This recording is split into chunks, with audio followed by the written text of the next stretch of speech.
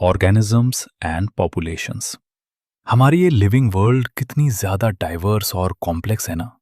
अगर हम इस कॉम्प्लेक्सिटी को समझना चाहते हैं तो हमें बायोलॉजिकल ऑर्गेनाइजेशन के अलग अलग लेवल्स को इन्वेस्टिगेट करना पड़ेगा। चाहे वो मैक्रोमोलिक्यूल्स हों, सेल्स हों, टिश्यूज हों, ऑर्गन्स हों, या फिर individual organism, population, communities, ecosystems और बायोम्स। जब भी हम अपने आसपास नेचर को देखते हैं तो हमारे दिमाग में दो तरह के सवाल आते हैं। जैसे अगर गार्डन में कोई बुलबुल गा रही है तो पहला सवाल हो सकता है, हाउ डज द बर्ड सिंग? और दूसरा, व्हाई डज द बर्ड सिंग? याद रखना, हाउ टाइप क्वेश्चंस हमेशा उस प्रोसेस के पीछे का मैकेनिज्म जानना चाहते हैं, जैसे बर्ड के केस में उसके वॉइस बॉक्स और वाइब्रेटिंग बोन का ऑपरेशन। वहीं वाई टाइप क्वेश्चंस उस प्रोसेस की सिग्निफिकेंस या पर्पस ढूंढते हैं, जैसे बर्ड शायद ब्रीडिंग सीजन में अपने मेट से कम्युनिकेट करने के लिए गा रही हो। अगर आप एक साइंटिफिक दिमाग से देखेंगे तो आपको ऐसे बहुत से सवाल मिलेंगे कि रात में खिलने वाले फूल सफेद क्यों होते हैं, या कैक्टस में इतने कांटे क्यों होते हैं। अब बात करते हैं इकोलॉजी की। इकोलॉजी वो सब्जेक्ट है जो ऑर्गेनिजम्स के बीच की इंटरैक्शंस और उनके फिजिकल यानी एबायोटिक एनवायरनमेंट के साथ उनके रिश्ते की स्टडी करता है। इकोलॉजी मेन 4 लेवल्स पर फोकस्ड होती है: ऑर्गेनिजम्स, पॉपुलेशंस, कम्युनिटीज और बायोम्स। इस चैप्टर में हमारा पूरा फोकस पॉपुलेशन लेवल पर रहेगा। नेचर में हमें शायद ही कभी कोई एक अकेला आइसोलेटेड इंडिविजुअल मिले। मोस्टली ऑर्गेनिजम्स ग्रुप्स में रहते हैं, एक वेल डिफाइंड जियोग्राफिकल एरिया में, जहां वो रिसोर्सेज के लिए compete करते हैं, शेयर करते हैं और आपस में इंटरब्रीड करते हैं। इसी को हम पॉपुलेशन कहते हैं। वैसे तो इंटरब्रीडिंग का मतलब सेक्सुअल रिप्रोडक्शन होता है, लेकिन इकोलॉजिकल स्टडीज के लिए एसेक्सुअल रिप्रोडक्शन से बनने वाले इंडिविजुअल्स के ग्रुप को भी पॉपुलेशन ही माना जाता है। एग्जाम्पल के लिए, किसी वेटलैंड के सारे कॉर्मोरेंट्स, एक अबैंडन घर के सारे चूहे, रैट्स, फॉरेस्ट के टीकवुड ट्रीज या एक कल्चर प्लेट में मौजूद बैक्टीरिया, ये सब पॉपुलेशन के एग्जाम्पल्स हैं। भले ही एक इंडिविजुअल ऑर्गेनिज्म को बदलते एनवायरनमेंट के साथ कोप करना पड़ता है, लेकिन नेचुरल सिलेक्शन हमेशा पॉपुलेशन लेवल पर ही ऑपरेट करता है ताकि डिजायर्ड ट्रेड्स इवॉल्व हो सकें। इसलिए पॉपुलेशन इकोलॉजी एक बहुत इंपॉर्टेंट एरिया है, क्योंकि ये इकोलॉजी को पॉपुलेशन जेनेटिक्स और इवोल्यूशन से जोड़ती है। एक इंडिविजुअल ऑर्गेनिज्म और एक पॉपुलेशन में बहुत बड़ा फर्क होता है। एक इंडिविजुअल की बर्थ या डेथ होती है, लेकिन एक पॉपुलेशन की बर्थ रेट्स और डेथ रेट्स होती हैं। पॉपुलेशन में ये रेट्स पर कैपिटा एक्सप्रेस की जाती हैं। जैसे अगर एक पॉन्ड में पिछले साल 20 लोटस प्लांट्स थे और रिप्रोडक्शन से 8 नए प्लांट्स आ गए, तो अब टोटल 28 हो गए। तो हम बर्थ रेट कैसे निकालेंगे? सिंपली 8/20 बराबर 0.4 ऑफस्प्रिंग पर लोटस पर ईयर। बिल्कुल इसी तरह अगर लेबोरेटरी में 40 फ्रूट फ्लाइज में से 4 फ्लाइज एक हफ्ते में मर गईं, तो डेथ रेट 4/40 बराबर 0.1 इंडिविजुअल्स पर फ्रूट फ्लाई पर वीक होगी। पॉपुलेशन का एक और एट्रीब्यूट होता है सेक्स रेशियो। एक इंडिविजुअल या तो मेल होगा या फीमेल, लेकिन पॉपुलेशन का एक रेशियो होता है, जैसे कि 60% फीमेल्स और 40% मेल्स। इसके साथ ही किसी भी समय पर एक पॉपुलेशन अलग अलग एज के इंडिविजुअल से बनी होती है। अगर हम in different age groups, pre reproductive, reproductive और पोस्ट रिप्रोडक्टिव के परसेंटेज को प्लॉट करें, तो जो स्ट्रक्चर बनता है उसे हम एज पिरामिड कहते हैं। ह्यूमन पॉपुलेशन के लिए ये एज पिरामिड्स मेल और फीमेल के डिस्ट्रीब्यूशन को दिखाते हैं। इन पिरामिड्स की शेप हमें पॉपुलेशन का ग्रोथ स्टेटस बताती है। फिगर 11.1 को ध्यान से देखिए। पहला है एक्सपैंडिंग पिरामिड, जिसका बेस ब्रॉड है क्योंकि यहां प्री रिप्रोडक्टिव इंडिविजुअल्स ज्यादा हैं, मतलब पॉपुलेशन ग्रो करेगी। दूसरा है स्टेबल पिरामिड, जहां प्री रिप्रोडक्टिव और रिप्रोडक्टिव इंडिविजुअल्स लगभग बराबर हैं, तो पॉपुलेशन साइज स्टेडी रहेगा। तीसरी शेप है डिक्लाइनिंग पिरामिड, जिसमें प्री रिप्रोडक्टिव पोर्शन नैरो हो जाता है, यानी आने वाले वक्त में पॉपुलेशन कम होगी। पॉपुलेशन का साइज हमें हैबिटेट में उसके स्टेटस के बारे में बहुत कुछ बताता है। चाहे हम कंपटीशन की बात करें या किसी प्रेडेटर के इम्पैक्ट की, हम हमेशा इसे पॉपुलेशन साइज के बदलाव से ही इवैल्यूएट करते हैं। साइज बहुत कम भी हो सकता है, जैसे भरतपुर वेटलैंड्स में हर साल आने वाले साइबेरियन क्रेन की संख्या 10 से भी कम हो सकती है, या फिर ये मिलियंस में हो सकती है, जैसे एक पॉन्ड में क्लैमाइडोमोनस। पॉपुलेशन साइज को टेक्निकली हम पॉपुलेशन डेंसिटी कहते हैं। इसका मतलब हमेशा सिर्फ नंबर्स नहीं होता। कुछ केसेस में टोटल नंबर निकालना मीनिंगलेस या मुश्किल हो सकता है। सोचिए, अगर एक एरिया में 200 कैरेट ग्रास पार्थेनियम के छोटे छोटे प्लांट्स हैं और सिर्फ एक बहुत बड़ा बनियान ट्री है, तो क्या आप कहेंगे कि बनियान ट्री की डेंसिटी कम है? बिल्कुल नहीं। ऐसे में परसेंट कवर या बायोमास ज्यादा मीनिंगफुल मेजर होता है। अगर पॉपुलेशन बहुत बड़ी है और गिनना इम्पॉसिबल है, तब भी हम इनडायरेक्ट तरीके अपनाते हैं। जैसे अगर हमें एक लेक की फिश पॉपुलेशन जाननी है, तो हर ट्रैप में पकड़ी गई मछलियों का नंबर, फिश कॉट पर ट्रैप, एक अच्छा मेजर है। कभी कभी तो हमें ऑर्गेनिजम्स को देखने की भी जरूरत नहीं पड़ती, जैसे टाइगर रिजर्व्स में टाइगर्स की काउंटिंग उनके पग मार्क्स, पंजों के निशान और फीकल पैलेट्स के बेसिस पर की जाती है। अब बात करते हैं पॉपुलेशन ग्रोथ की। किसी भी स्पीशीज का पॉपुलेशन साइज कभी भी स्टैटिक या फिक्स्ड नहीं रहता। ये टाइम के साथ बदलता रहता है, क्योंकि ये कई फैक्टर्स पर डिपेंड करता है, जैसे फूड अवेलेबिलिटी, प्रेडेशन प्रेशर और वेदर। इनफैक्ट पॉपुलेशन डेंसिटी में होने वाले चेंजेस ही हमें बताते हैं कि पॉपुलेशन फ्लरिश कर रही है या डिक्लाइन। किसी भी हैबिटेट में पॉपुलेशन डेंसिटी को बदलने के लिए 4 बेसिक प्रोसेसेस जिम्मेदार होते हैं। इनमें से 2 प्रोसेसेस, नेटैलिटी और इमिग्रेशन, डेंसिटी को बढ़ाते हैं, और 2, मॉर्टैलिटी और इमिग्रेशन, डेंसिटी को घटाते हैं। सबसे पहले समझते हैं नेटैलिटी बी को।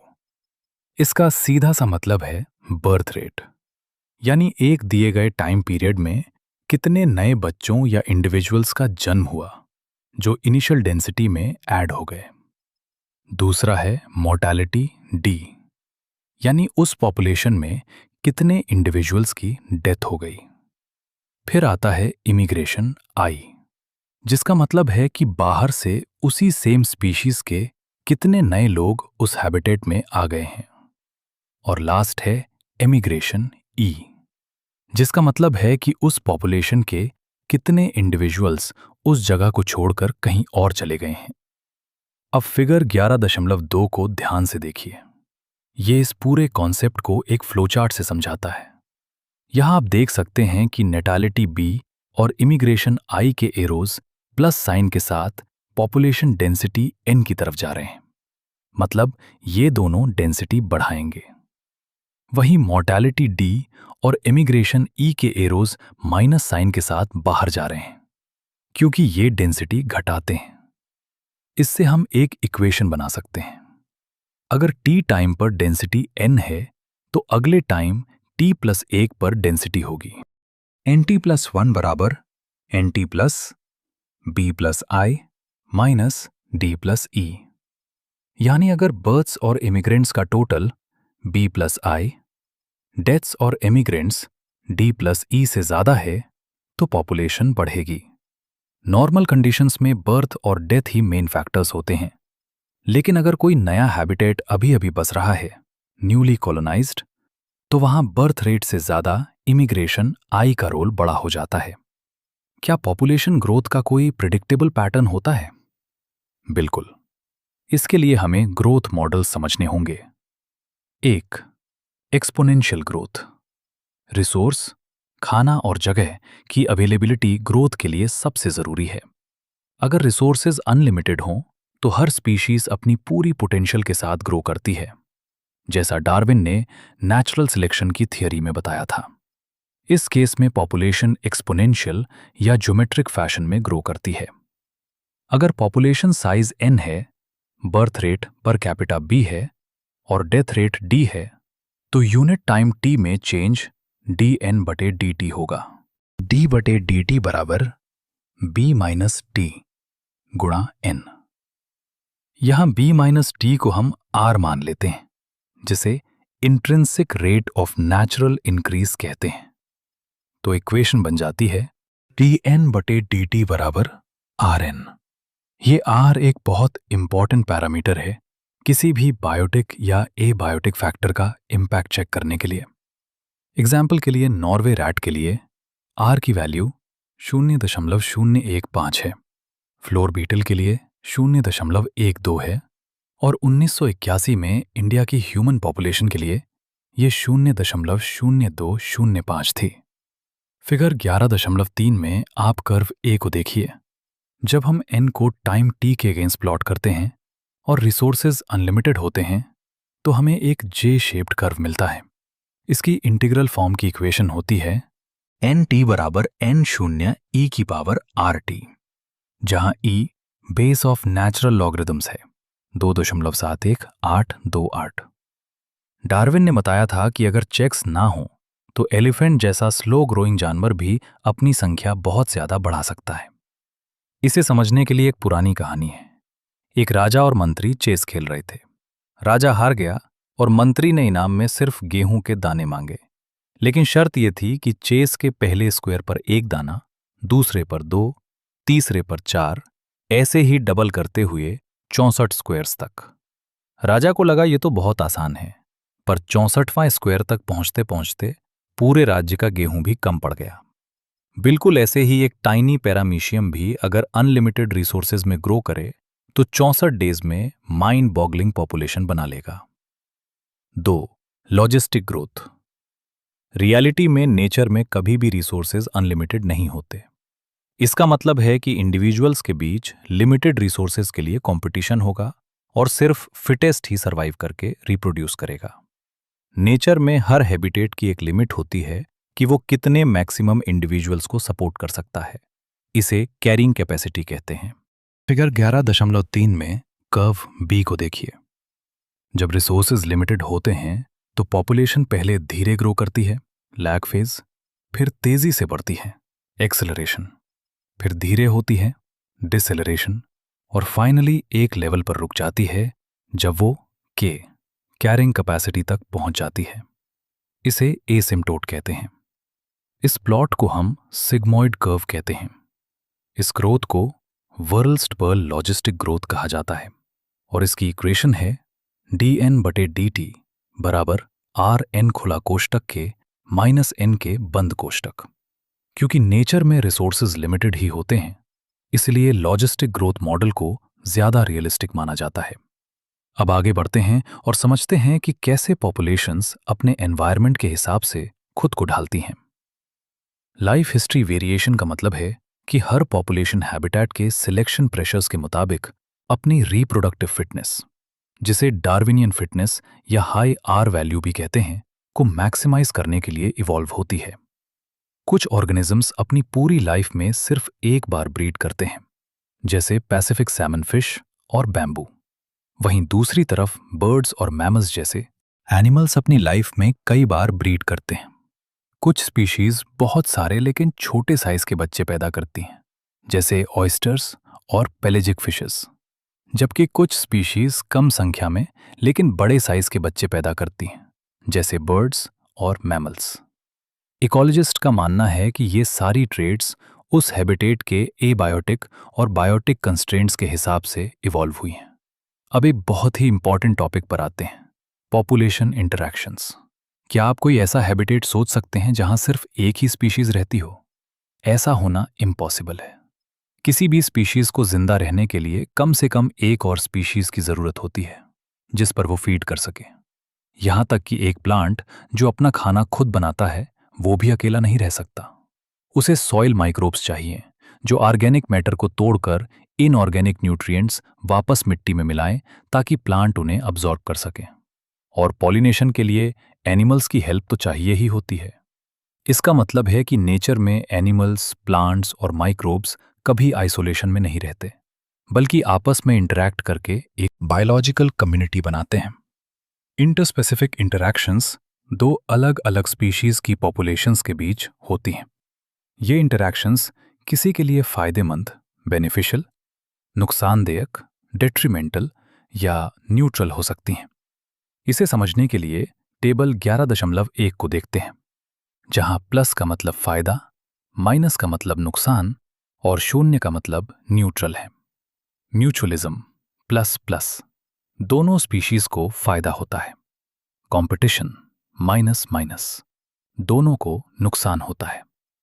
प्रेडेशन प्लस माइनस और पैरासिटिज्म प्लस माइनस, सिर्फ एक को फायदा होता है, प्रेडेटर या पैरासाइट, और दूसरे को नुकसान, प्रे या होस्ट। कमेंसलिज्म प्लस शून्य, एक को फायदा होता है और दूसरा अनअफेक्टेड रहता है।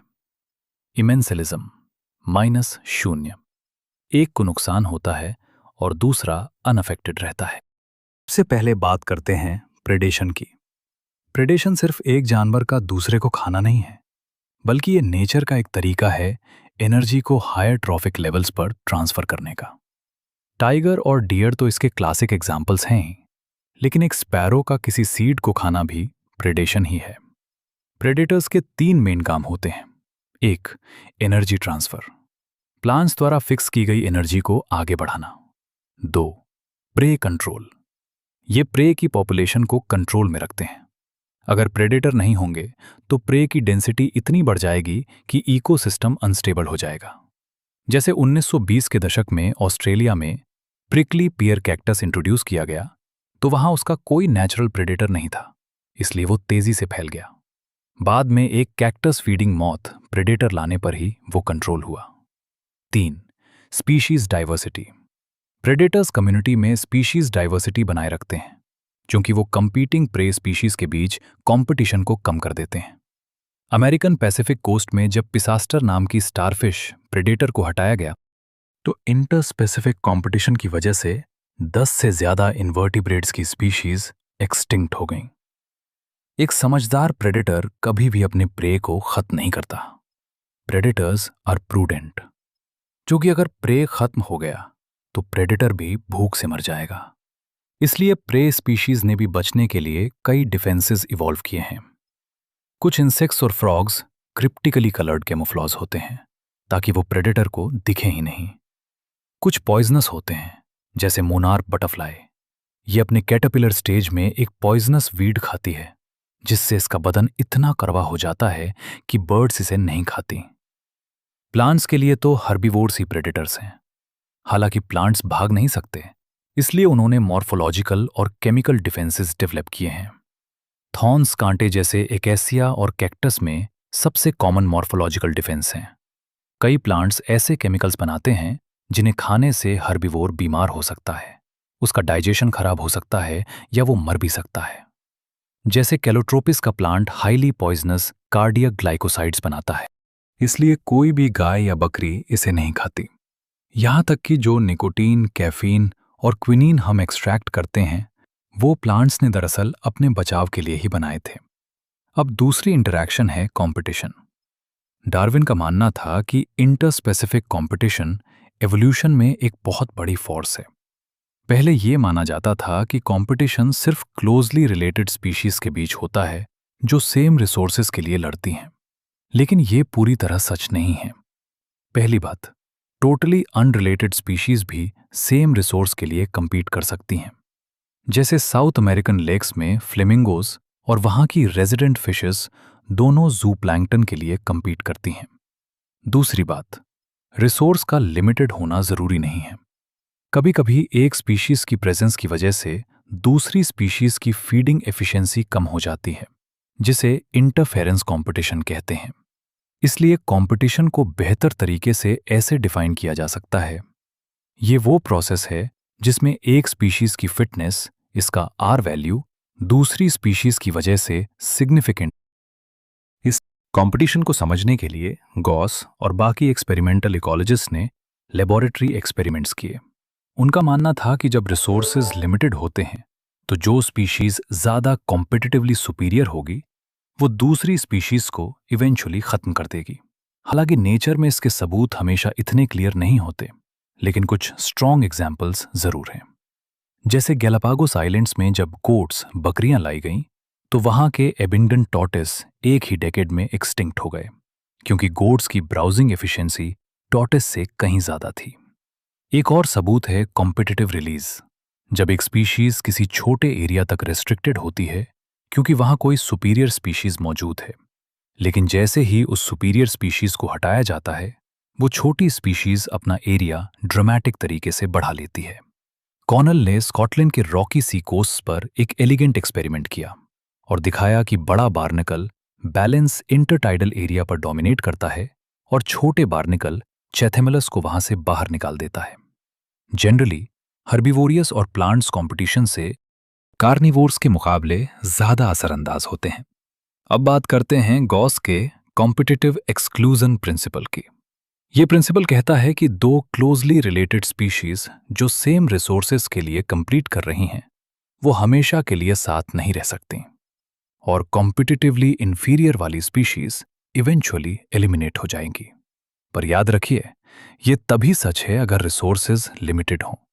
रीसेंट स्टडीज ये बताती हैं कि स्पीशीज एक्सक्लूजन के बजाय को एग्जिस्टेंस यानी साथ रहने के तरीके इवॉल्व कर लेती हैं। इसका एक बड़ा मैकेनिज्म है रिसोर्स पार्टीशनिंग। अगर दो स्पीशीज सेम रिसोर्स के लिए कंपीट कर रही हैं, तो वो अलग अलग फीडिंग टाइम्स या अलग फॉरेजिंग पैटर्न्स चुनकर कंपटीशन अवॉइड कर सकती हैं।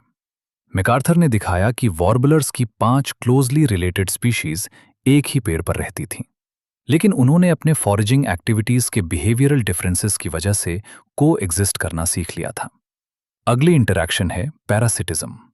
पैरासिटिज्म को सोचिए, फ्री में रहना और फ्री में खाना मिलना। इसीलिए तो ये प्लांट से लेकर हायर वर्टिब्रेट्स तक इतने सारे ग्रुप्स में इवॉल्व्ड हैं। बहुत से पैरासाइट्स होस्ट स्पेसिफिक होते हैं, मतलब वो सिर्फ एक ही स्पीशीज को नुकसान पहुंचा सकते हैं। इस वजह से होस्ट और पैरासाइट दोनों को इवॉल्व होते हैं। अगर होस्ट पैरासाइट को रिजेक्ट करने का मैकेनिज्म बनाता है, तो पैरासाइट उसे न्यूट्रलाइज करने का नया तरीका ढूंढ लेता है। पैरासाइट्स ने अपने लाइफस्टाइल के हिसाब से स्पेशल एडेप्टेशंस किए हैं, जैसे अननेसेसरी सेंस ऑर्गन्स का खत्म होना, होस्ट से चिपकने के लिए अधीसिव ऑर्गन्स या सकर्स का होना, डाइजेस्टिव सिस्टम का लॉस होना और बहुत हाई रिप्रोडक्टिव कैपेसिटी का होना। उनकी लाइफ साइकिल्स अक्सर कॉम्प्लेक्स होती हैं, जिसमें एक या दो इंटरमीडिएट होस्ट या वेक्टर्स की जरूरत पड़ती है। जैसे ह्यूमन लिवर फ्लूक, एक ट्रेमेटोड पैरासाइट को अपनी लाइफ साइकिल पूरी करने के लिए एक स्नेल और एक फिश की जरूरत होती है। मलेरियल पैरासाइट प्लाज्मोडियम को दूसरे होस्ट तक फैलने के लिए मॉस्किटो वेक्टर चाहिए होता है। ज्यादातर पैरासाइट्स होस्ट को हार्म पहुंचाते हैं। वो होस्ट की सर्वाइवल, ग्रोथ और रिप्रोडक्शन को कम कर सकते हैं और उसकी पॉपुलेशन डेंसिटी घटा देते हैं। वो होस्ट को फिजिकली इतना कमजोर कर देते हैं कि वो प्रेडेटर का शिकार आसानी से बन जाता है। क्या एक आइडियल पैरासाइट को बिना नुकसान पहुंचाए रहना चाहिए? अगर ऐसा होता तो नेचुरल सिलेक्शन ने हार्मलेस पैरासाइट्स बनाए होते, पर ऐसा नहीं हुआ क्योंकि पैरासाइट का मकसद होस्ट से रिसोर्सेज निचोड़ना है। पैरासाइट्स दो तरह के होते हैं। जो होस्ट की एक्सटर्नल सरफेस पर रहते हैं उन्हें एक्टोपैरासाइट्स कहते हैं, जैसे ह्यूमंस पर लाइस, जुएं और डॉग्स पर टिक्स।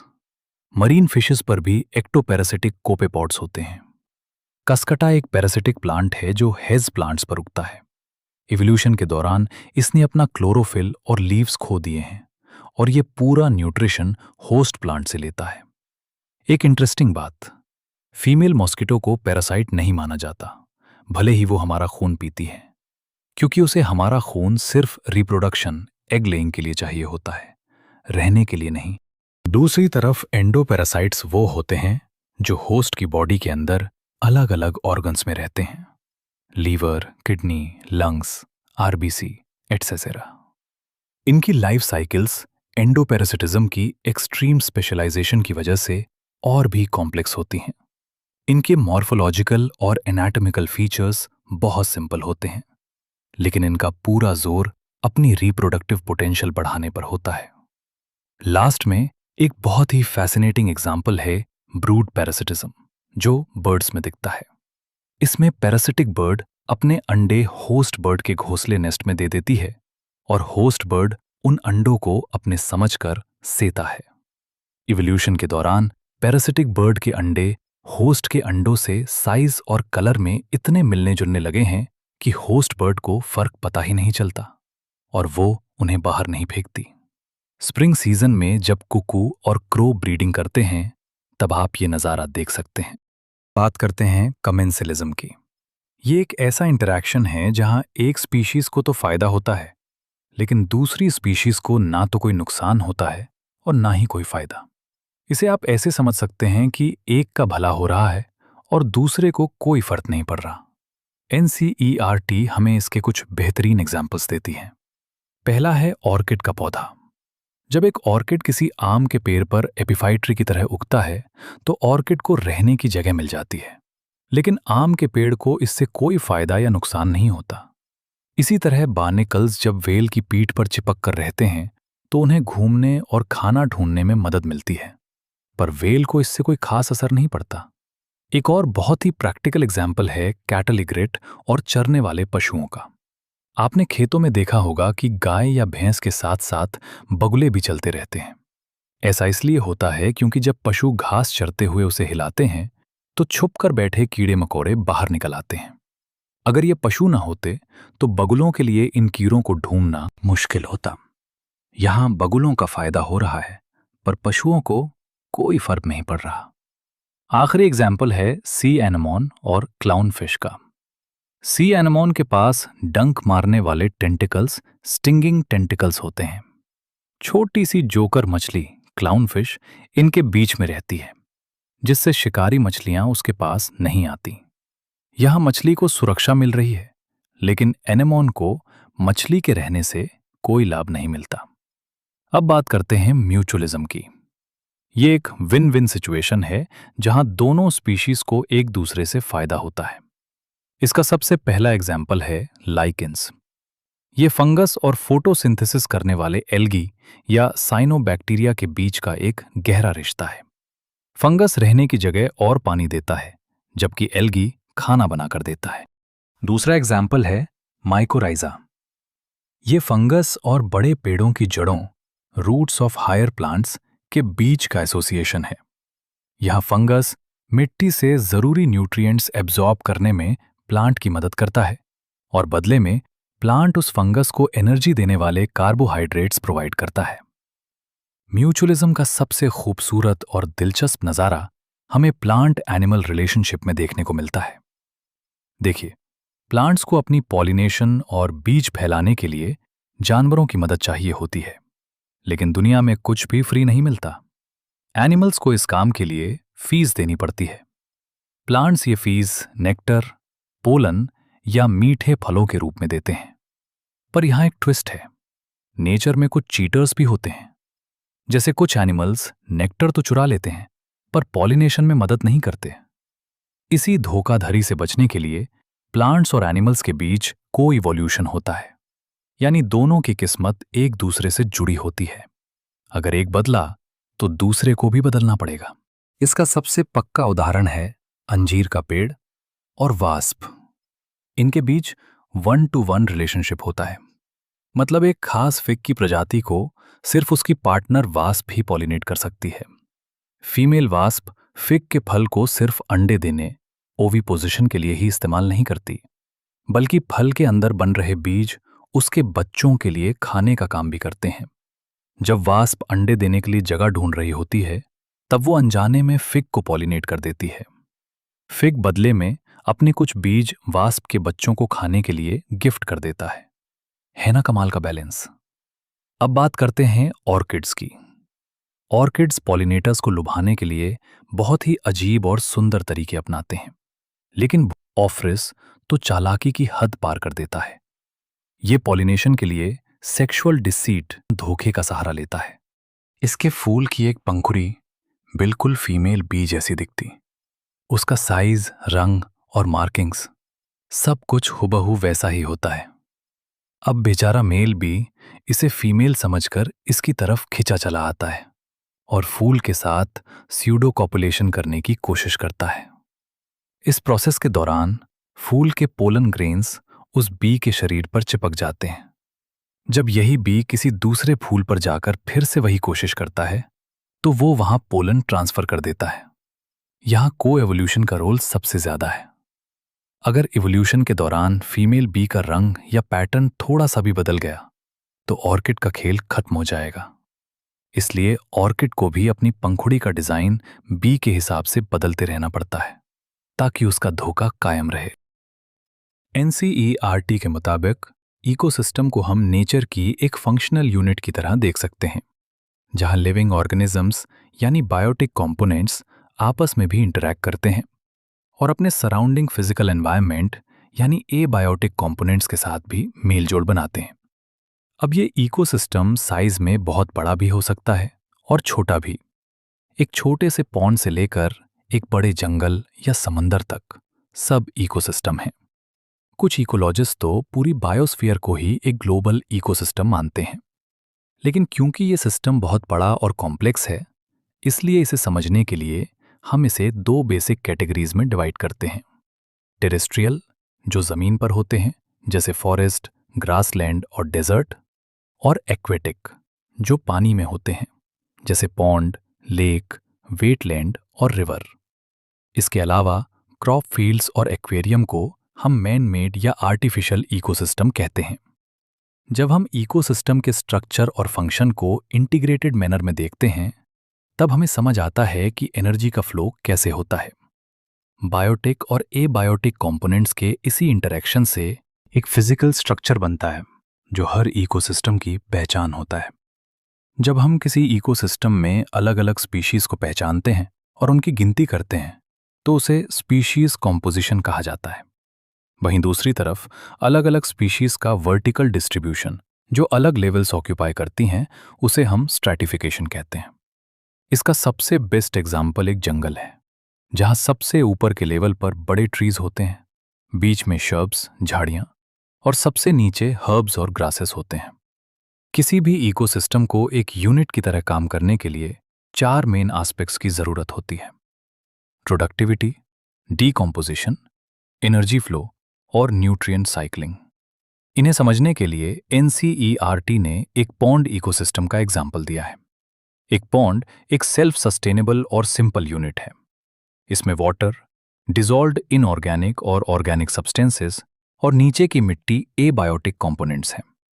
सूरज की रोशनी, टेम्परेचर और डे लेंथ इस पूरे पॉन्ड के फंक्शन को रेगुलेट करते हैं। प्रोड्यूसर्स या ऑटोट्रॉफ्स के रूप में यहाँ फाइटोप्लैंक्टन, एल्गी और फ्लोटिंग या सबमर्ज्ड प्लांट्स होते हैं।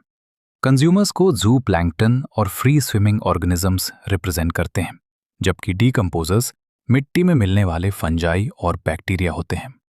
ये सिस्टम इनऑर्गेनिक मैटर को ऑर्गेनिक में बदलता है, फिर ऑटोट्रॉफ्स को हेट्रोट्रॉफ्स खाते हैं और मरने के बाद डीकंपोजर्स उन्हें फिर से इनऑर्गेनिक में बदलकर ऑटोट्रॉफ्स के लिए रिलीज कर देते हैं।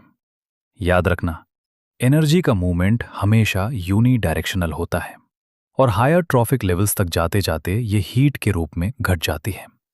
अब बात करते हैं प्रोडक्टिविटी की। किसी भी इकोसिस्टम को चलने के लिए सोलर एनर्जी का कांस्टेंट इनपुट चाहिए। फोटोसिंथेसिस के दौरान प्लांट्स जितना बायोमास या ऑर्गेनिक मैटर एक फिक्स टाइम पीरियड में प्रोड्यूस करते हैं, उसे प्राइमरी प्रोडक्शन कहते हैं। इसे वेट ग्राम की घात -2 या एनर्जी किलो कैलोरी प्रति वर्ग मीटर में मेजर करते हैं। बायोमास प्रोडक्शन की रेट को हम प्रोडक्टिविटी कहते हैं, जिसे GM की घात -2 प्रति वर्ष की घात -1 में एक्सप्रेस किया जाता है, ताकि अलग अलग इकोसिस्टम्स को कंपेयर किया जा सके। इसमें 2 टर्म्स बहुत इंपॉर्टेंट हैं। पहला है ग्रॉस प्राइमरी प्रोडक्टिविटी, GPP, जो टोटल ऑर्गेनिक मैटर की प्रोडक्शन रेट है। लेकिन प्लांट्स खुद भी रेस्पिरेशन करते हैं, इसलिए GPP में से रेस्पिरेशन लॉसेस R को माइनस करने के बाद जो बचता है उसे नेट प्राइमरी प्रोडक्टिविटी NPP कहते हैं। इसका फार्मूला है GPP - R बराबर NPP। यही NPP आगे चलकर हर्बिवोर्स और डीकंपोजर्स के लिए अवेलेबल होती है।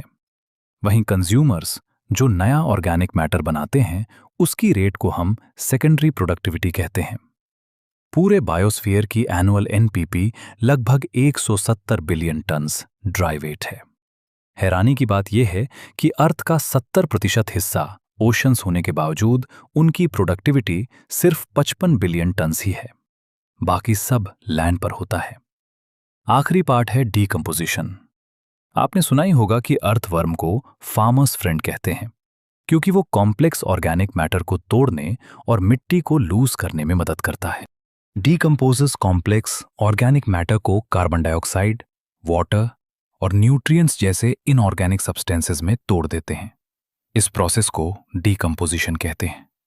जो मरा हुआ plant material, leaves, bark, flowers और एनिमल्स का वेस्ट होता है, उसे हम डीट्रिटस कहते हैं, जो डीकंपोजिशन के लिए रॉ मटेरियल है। डीकंपोजिशन के 5 मेन स्टेप्स हैं: फ्रैगमेंटेशन, लीचिंग, कैटाबॉलिज्म, ह्यूमिफिकेशन और मिनरलाइजेशन। सबसे पहले डीट्रिटिवोर्स जैसे अर्थवर्म डीट्रिटस को छोटे पीसेस में तोड़ते हैं, फ्रैगमेंटेशन।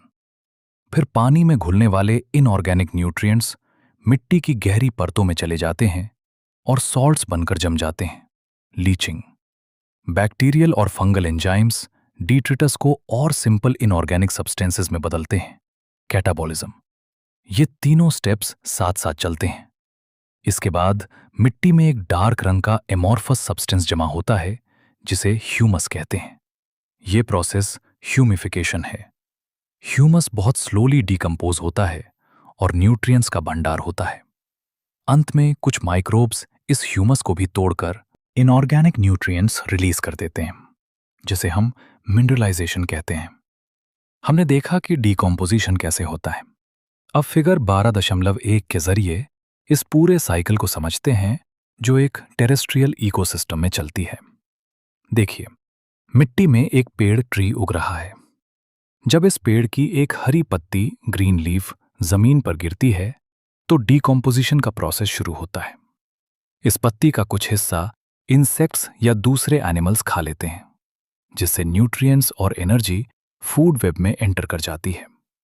बाकी बची हुई पत्ती को फंजाई और बैक्टीरिया जैसे डीकंपोजर्स पार्शली कंज्यूम करते हैं, जिससे वो पत्ती अपना फॉर्म खोने लगती है और लीटर बन जाती है। इस लीटर पर केमिकल एक्शन होता है, जिससे कुछ न्यूट्रिएंट्स मिट्टी में लीच कर जाते हैं।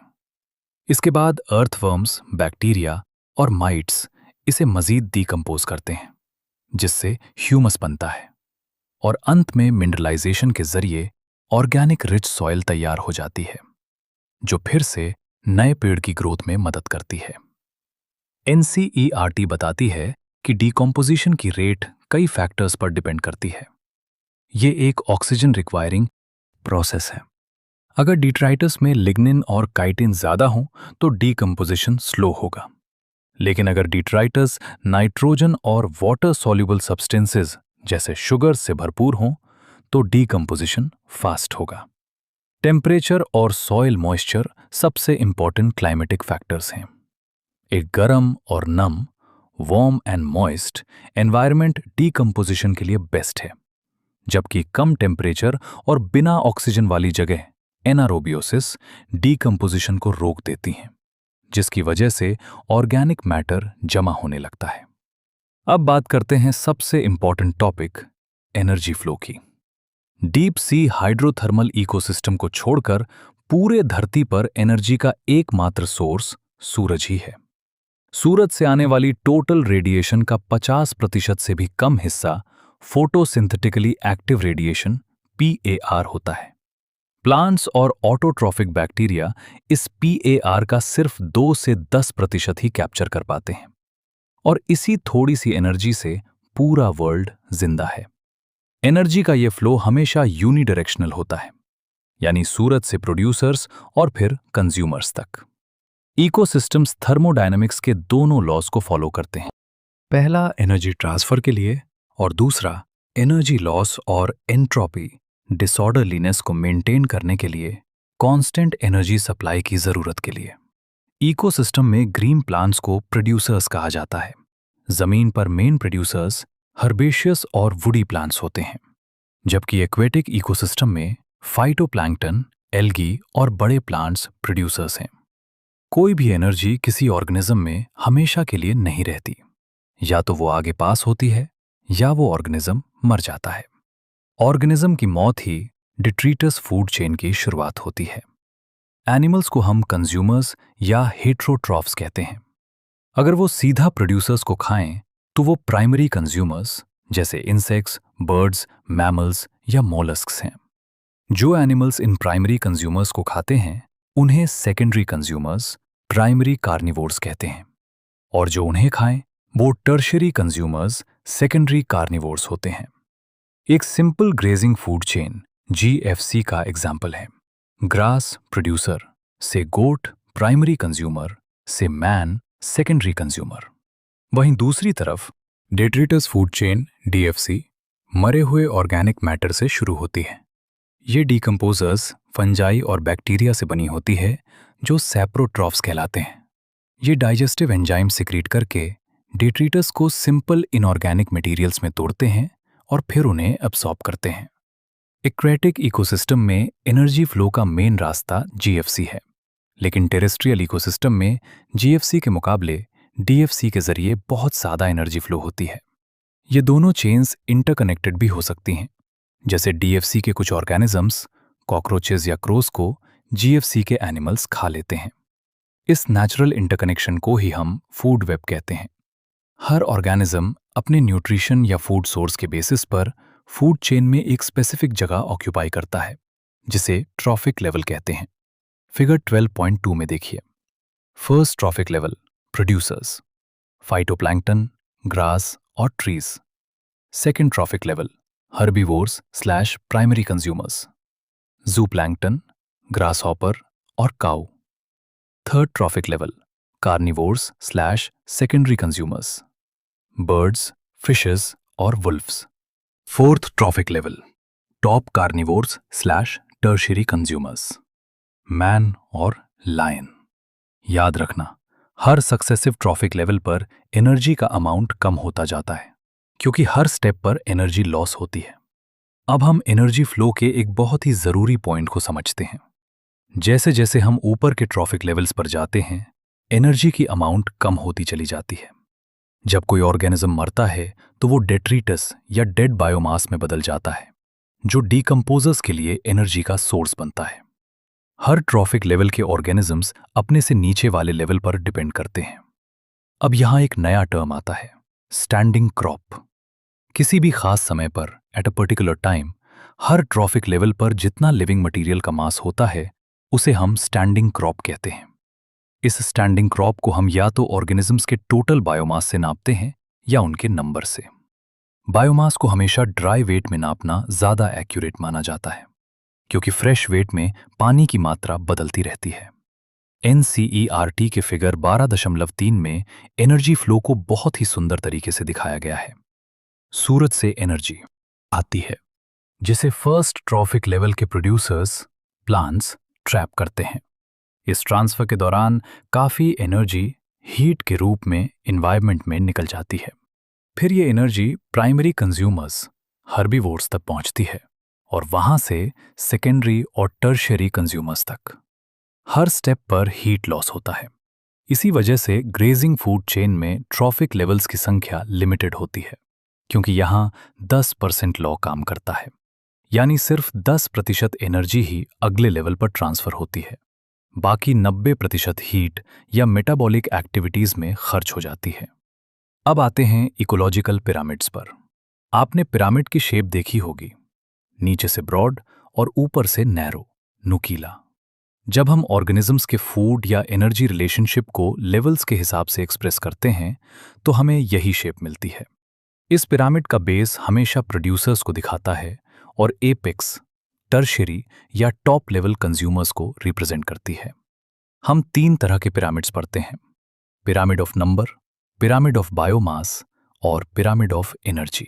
फिगर 12.4a में पिरामिड ऑफ नंबर को देखिए, जो एक ग्रासलैंड इकोसिस्टम का है। यहाँ प्रोड्यूसर्स की संख्या सबसे ज्यादा है, लगभग 5.8 मिलियन प्लांट्स, जो मिलकर सिर्फ 3 टॉप कार्निवोर्स को सपोर्ट कर रहे हैं। जैसे जैसे हम ऊपर जा रहे हैं, इंडिविजुअल्स की संख्या तेजी से घट रही है। इसके बाद फिगर 12.4b में पिरामिड ऑफ बायोमास दिखाया गया है। यहां भी हम देखते हैं कि ड्राई वेट किलोग्राम प्रति वर्ग मीटर हायर ट्रॉफिक लेवल्स पर शार्पली डिक्रीज हो रहा है। नीचे प्रोड्यूसर्स का बायोमास 809 है, जो टॉप कंज्यूमर तक पहुंचते पहुंचते सिर्फ 1.5 रह जाता है। लेकिन एक बहुत ही इंटरेस्टिंग केस है फिगर 12.4 सी में, जिसे हम इन्वर्टेड पिरामिड ऑफ बायोमास कहते हैं। ये अक्सर समुंदर एक्वेटिक इकोसिस्टम में देखा जाता है, जहां फाइटोप्लैंक्टन प्रोड्यूसर्स का स्टैंडिंग क्रॉप बहुत कम होता है, लेकिन वो अपने से कहीं ज्यादा बायोमास वाले जू प्लैंक्टन कंज्यूमर्स को सपोर्ट करते हैं। ऐसा इसलिए होता है क्योंकि फाइटोप्लैंक्टन की लाइफ साइकिल बहुत छोटी होती है और वो बहुत तेजी से रिप्रोड्यूस करते हैं। तो याद रखना, बायोमास का पिरामिड उल्टा भी हो सकता है। हमने देखा कि नंबर्स और बायोमास के पिरामिड्स कैसे काम करते हैं। अब सबसे इंपॉर्टेंट पिरामिड पर आते हैं, पिरामिड ऑफ एनर्जी।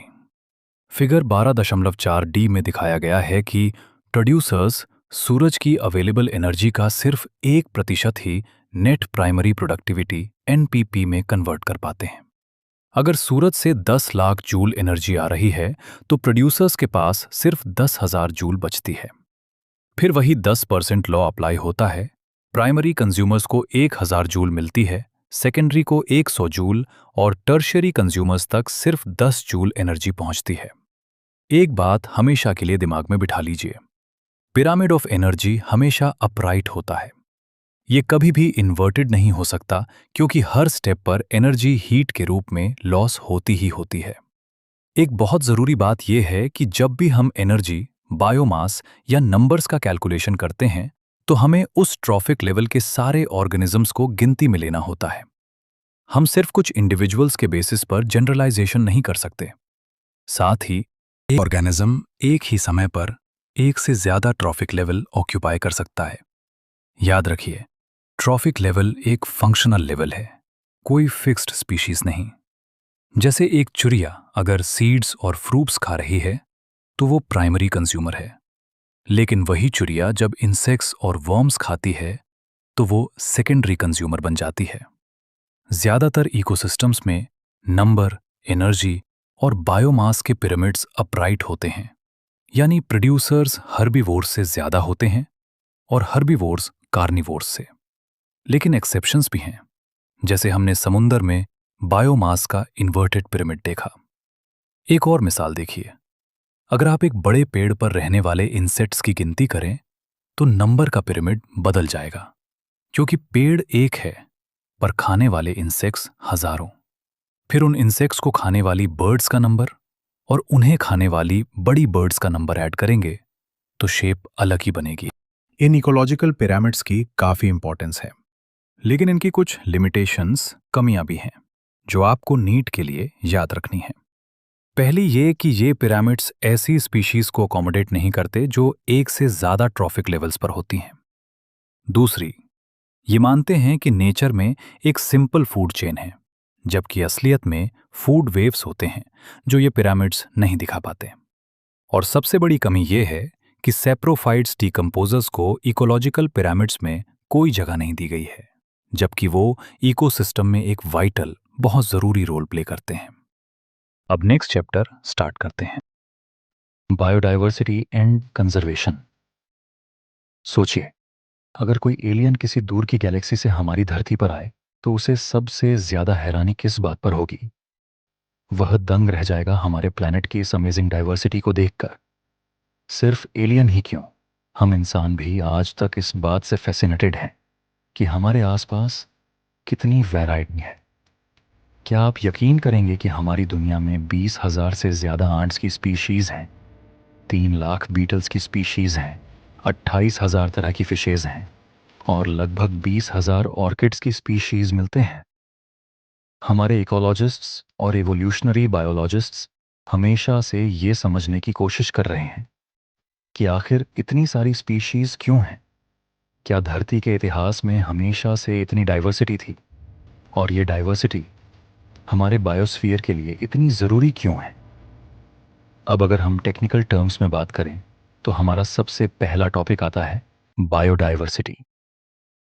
हमारे बायोस्फीयर में ये जो इमेंस डाइवर्सिटी या हेटेरोजेनिटी हमें दिखती है, ये सिर्फ स्पीशीज लेवल पर नहीं है, बल्कि बायोलॉजिकल ऑर्गेनाइजेशन के हर लेवल पर मिलती है, मैक्रोमोलिक्यूल्स से लेकर बायोम्स तक।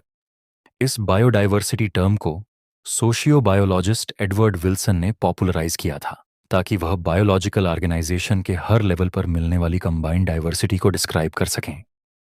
इसमें 3 सबसे इंपॉर्टेंट लेवल्स हैं।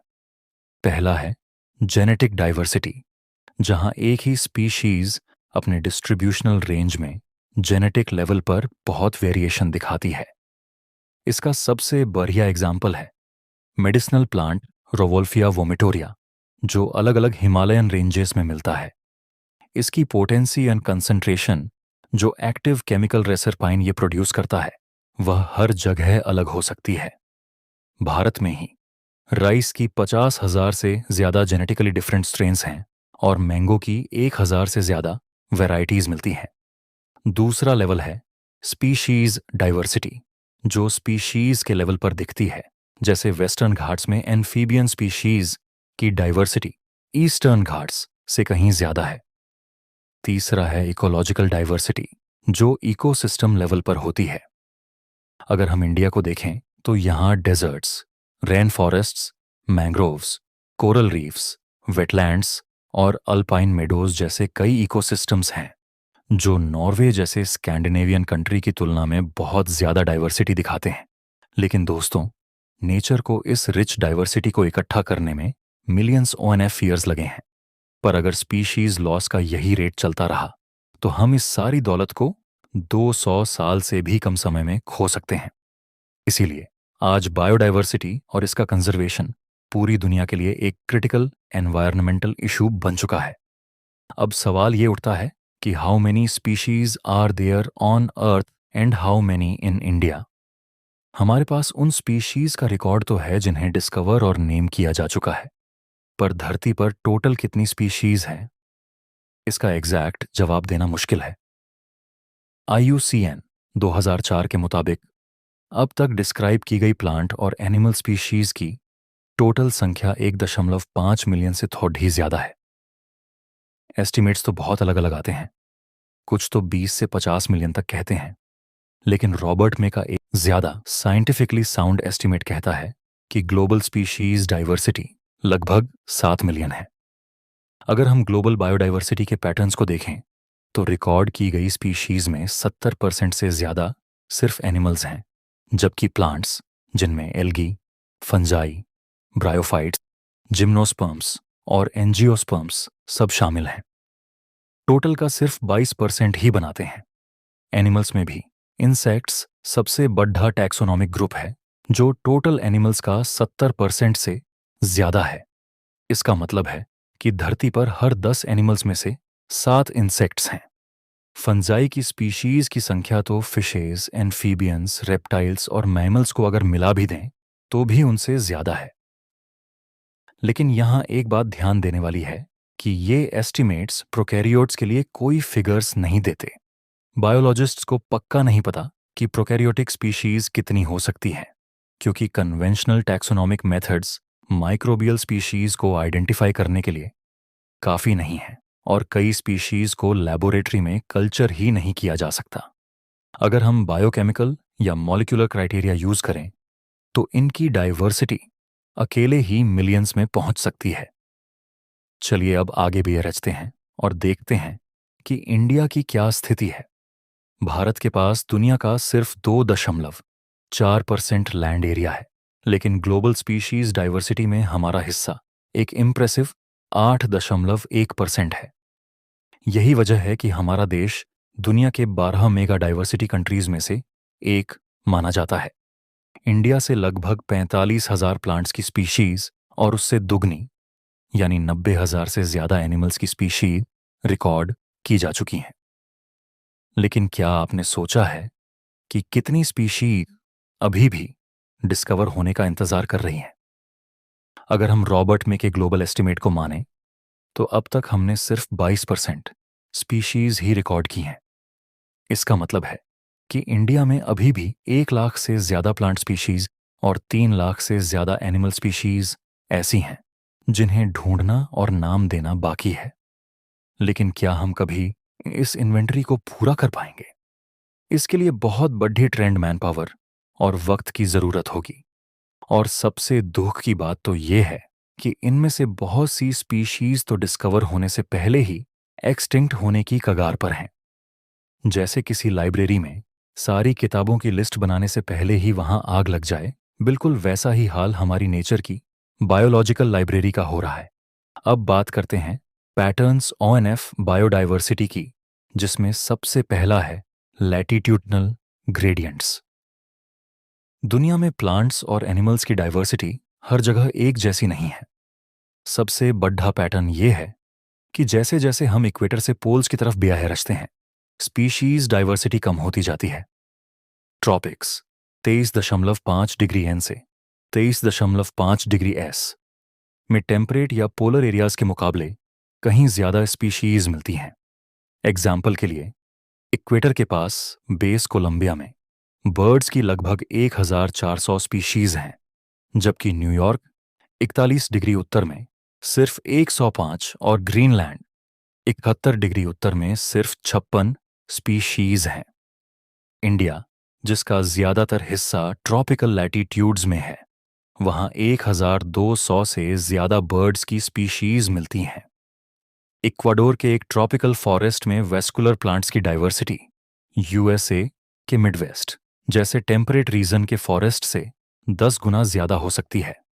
साउथ अमेरिका का अमेजोनियन रेन फॉरेस्ट तो धरती पर सबसे ज्यादा बायोडाइवर्सिटी वाला एरिया है, जहां 40,000 से ज्यादा plants, 3,000 fishes, 1,300 birds, 427 mammals, 427 amphibians, 378 reptiles और 1,25,000 से ज्यादा इन्वर्टिब्रेट्स मिलते हैं।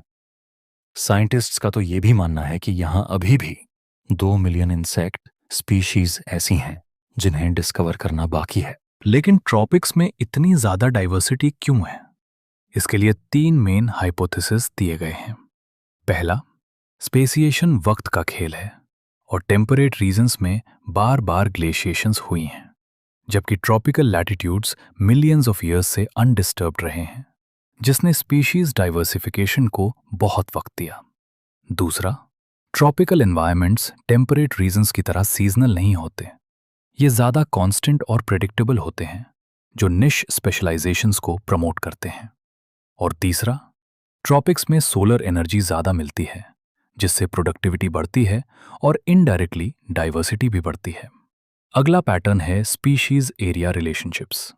German naturalist Alexander von Humboldt ने साउथ अमेरिका के जंगलों में ऑब्जर्व किया कि किसी रीजन में जैसे जैसे हम एक्सप्लोर्ड एरिया बढ़ाते हैं, स्पीशीज रिचनेस बढ़ती है, लेकिन सिर्फ एक लिमिट तक।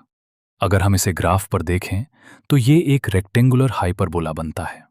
लॉगरिदमिक स्केल पर ये एक स्ट्रेट लाइन होती है, जिसकी इक्वेशन है log s बराबर log c प्लस z।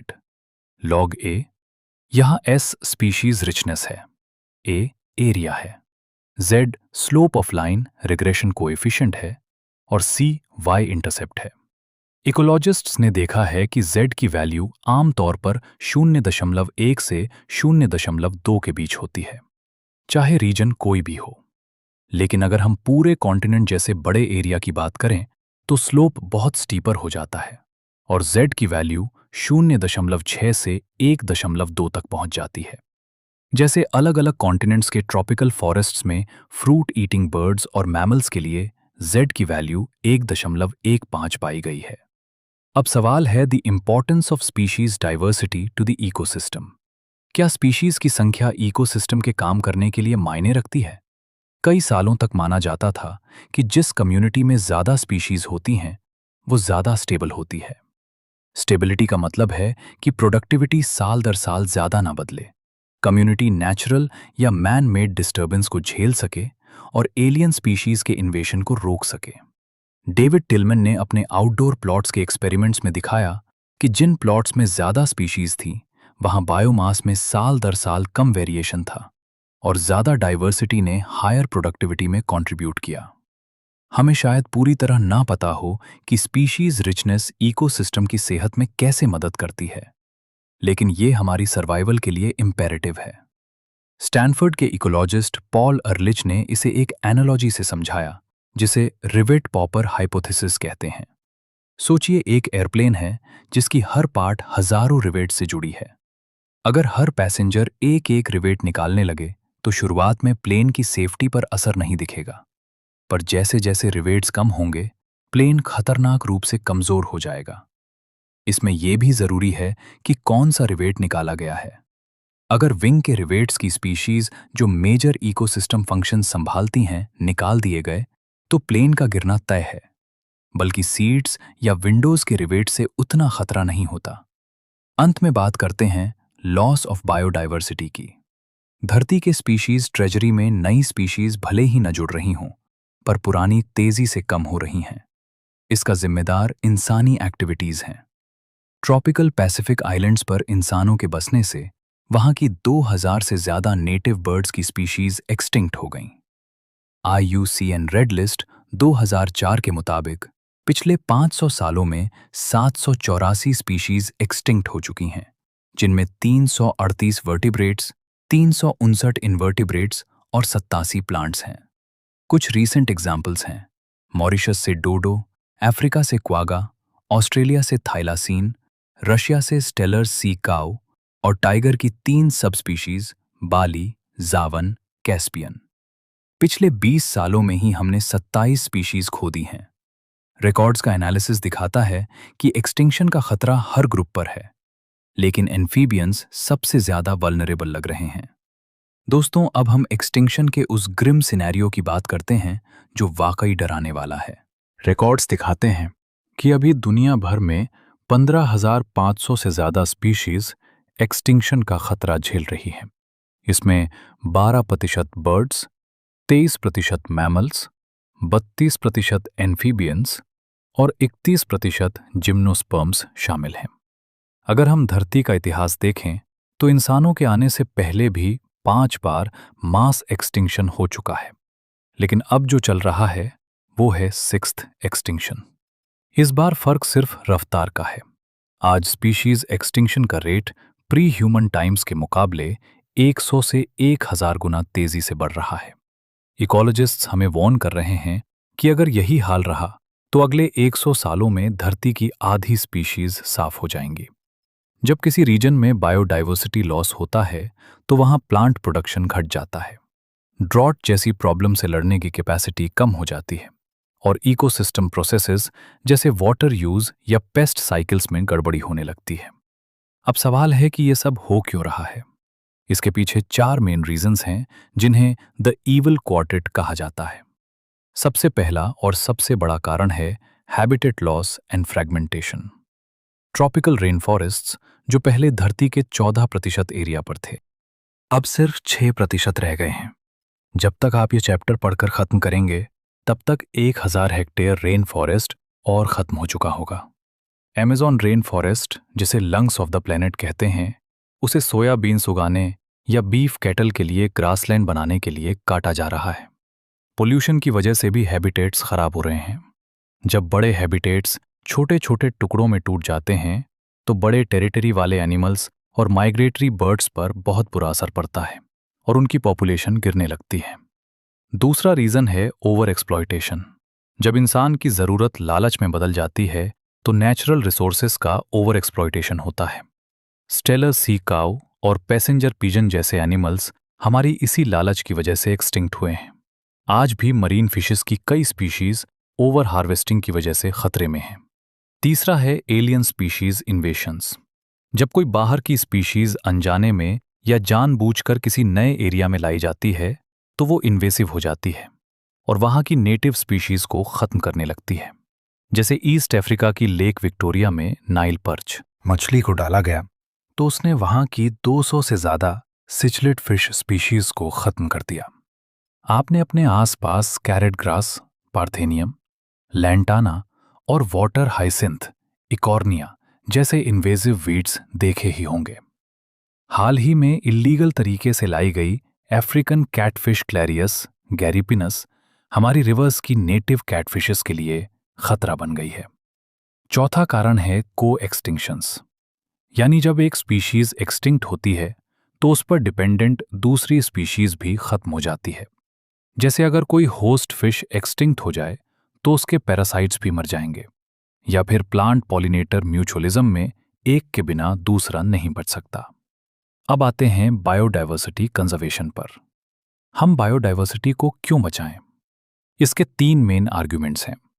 पहला है नैरोली यूटिलिटेरियन, यानी डायरेक्ट फायदे। इंसान को नेचर से food, firewood, fibre, construction material और कई इंडस्ट्रियल प्रोडक्ट्स मिलते हैं। मार्केट में बिकने वाली 25% ड्रग्स प्लांट से आती हैं और 25,000 स्पीशीज ट्रेडिशनल मेडिसिन्स में यूज होती हैं। बायो प्रोस्पेक्टिंग के जरिए हम और भी नए फायदेमंद प्रोडक्ट्स ढूंढ सकते हैं। दूसरा है ब्रॉडली यूटिलिटेरियन, जो इकोसिस्टम सर्विसेज की बात करता है। अमेज़न फॉरेस्ट धरती की 20% ऑक्सीजन बनाता है। क्या हम इसकी कोई कीमत लगा सकते हैं? पॉलिनेशन के बिना हमें फ्रूट्स या सीड्स नहीं मिलेंगे। इसके अलावा एस्थेटिक प्लेजर्स जैसे जंगलों में घूमना या बुलबुल का गाना सुनना, ये सब अनमोल है। तीसरा है एथिकल आर्गुमेंट, यानी हमारा मॉरल फर्ज। हर स्पीशीज की अपनी एक इंट्रिंसिक वैल्यू होती है, भले ही वो हमारे काम की हो या ना हो। ये हमारी जिम्मेदारी है कि हम ये बायोलॉजिकल विरासत अगली जनरेशन को सही सलामत सौंपें। अब सवाल है, how do we conserve biodiversity? इसके 2 तरीके हैं। पहला है in situ on site conservation.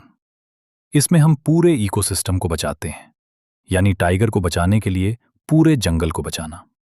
इसके लिए पूरे देश में बायोडायवर्सिटी हॉटस्पॉट्स बनाए गए हैं, जहां स्पीशीज रिचनेस और एंडेमिज्म, जो सिर्फ वही मिलते हैं, बहुत ज्यादा होती है। दुनिया में कुल 34 हॉटस्पॉट्स हैं, जिनमें से western Ghats and Sri Lanka, Indo Burma और हिमालय हमारे देश के रीजन्स हैं। इंडिया में 14 बायोस्फीयर रिजर्व्स, 90 नेशनल पार्क्स और 448 वाइल्ड लाइफ सेंचुरीज हैं। साथ ही हमारे यहाँ सेक्रेड ग्रोव्स की परंपरा है, जैसे मेघालय की खासी जयंतिया हिल्स या राजस्थान की अरावली हिल्स, जहां लोग धर्म के नाम पर फॉरेस्ट के हिस्सों को पूरा प्रोटेक्शन देते हैं। दूसरा तरीका है ex situ of site conservation. जब कोई स्पीशीज खतरे में होती है तो उसे उसके नेचुरल हैबिटेट से निकालकर एक स्पेशल सेटिंग में रखा जाता है, जैसे जूलॉजिकल पार्क्स, बोटैनिकल गार्डन्स और वाइल्ड लाइफ सफारी पार्क्स। आजकल तो एडवांस टेक्निक्स भी हैं, जैसे क्रायो प्रिजर्वेशन, गैमेट्स को बहुत ठंडे टेम्परेचर पर रखना, एग्स का इन विट्रो फर्टिलाइजेशन और टिश्यू कल्चर। सीड बैंक्स में अलग अलग जेनेटिक स्ट्रेन्स के सीड्स को सालों तक सुरक्षित रखा जा सकता है। अंत में बायोडायवर्सिटी किसी बॉर्डर को नहीं मानती, ये पूरी दुनिया की जिम्मेदारी है। इसीलिए 1992 में रियो दी जेनेरियो में द अर्थ समिट हुई थी, जहां सभी नेशंस ने बायोडायवर्सिटी बचाने का वादा किया। इसके बाद 2002 में जोहान्सबर्ग में world summit on sustainable development हुई, जहां 190 कंट्रीज ने प्लेज लिया कि वो 2010 तक ग्लोबल, रीजनल और लोकल लेवल पर बायोडायवर्सिटी लॉस के रेट को काफ़ी हद तक कम करेंगे।